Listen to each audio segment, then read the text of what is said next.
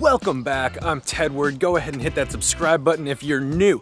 We're doing another track day in my M3, and I want to talk about some of the weak points on that car, namely the brakes. Not only are the brakes probably in need of service just because they're near the end of their life anyway, but the brakes are always kind of the weak point of the E92 M3. The car is quick, it's got enough power to get up and go, and it still weighs around 3,600 pounds, so that's a lot of momentum to bring to a halt when you need to repeatedly. What I've done is to try to enhance the brakes without breaking the bank.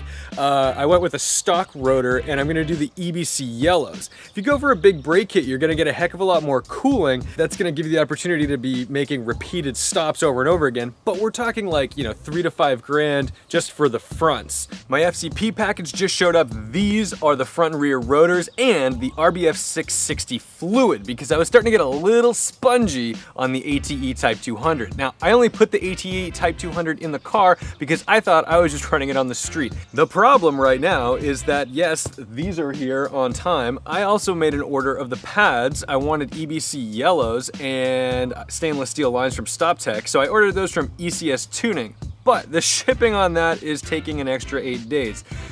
These may not end up on the car before this track day. And if you're wondering about the E90 competition M3, that's my mom's.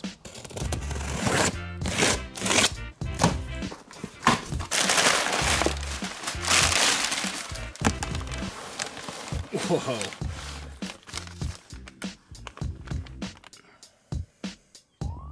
For the rears, I mean for the Zimmermans, they're a little cheaper, basically the same thing. They only had one of the fronts in Zimmerman, so that's why I went with the BMW ones on the front. And a couple of set screws for the front and rear rotors.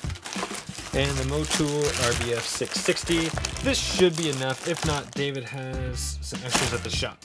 Still not sure if these pads are gonna show up on time, but in the meantime, we gotta go to David's shop and help him set it up. So let's go. You're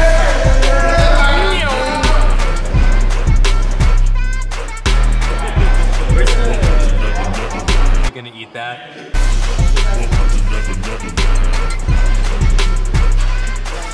What's it like when you're driving?